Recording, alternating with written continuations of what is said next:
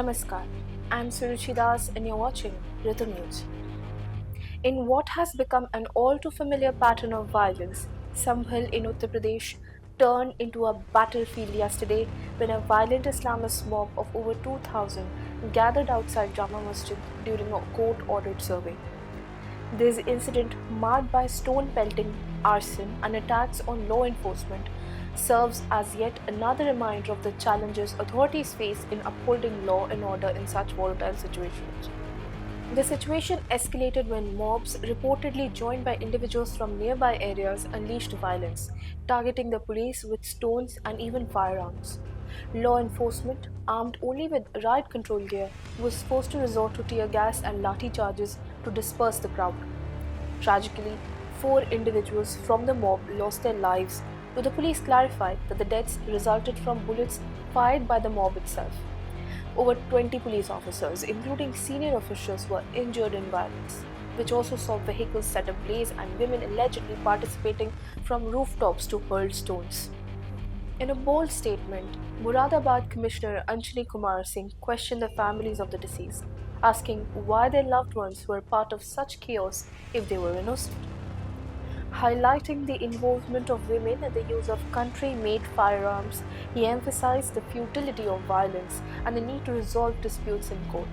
Superintendent of Police Kishan Kumar Bishnoi assured that strict action, including the imposition of the National Security Act, would be taken against the perpetrators. Such cases are not uncommon.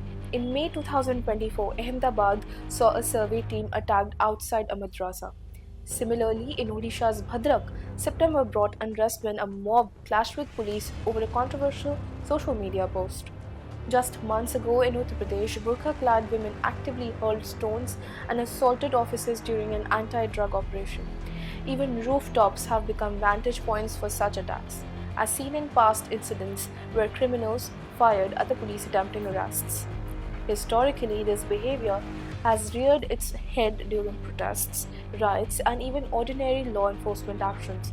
Anti-CAA protests, for instance, became a flashpoint for unprovoked violence. Uttar Pradesh, Delhi, and Karnataka bore the brunt of clashes that turned residential areas into battlegrounds.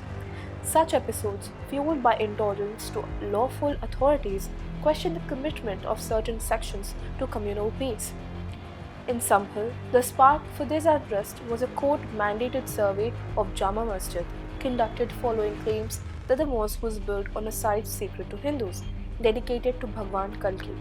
While the survey proceeded peacefully under heavy police protection, the mere act of enforcing judicial orders ignited a backlash from certain sections of the community. The pattern is clear. Whether it's violence during police action, as seen in the recent Sambhal and earlier No clashes, or mobs rallying against the legal processes. From stone pelting to firing country-made weapons, such violent responses have become a recurring strategy to intimidate authorities and derail lawful proceedings.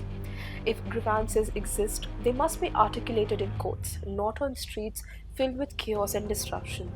Such incidents not only tarnish the image of a community but also strain the social fabric of the nation. In stark contrast, Hindus have repeatedly shown restraint and faith in the judiciary, allowing processes to take their due course. The government has ensured a strong response, with NSA provisions being invoked against the perpetrators. But the onus also lies on community leaders to guide their followers towards peaceful resolutions. The choice is clear: dialogue or destruction. Jai.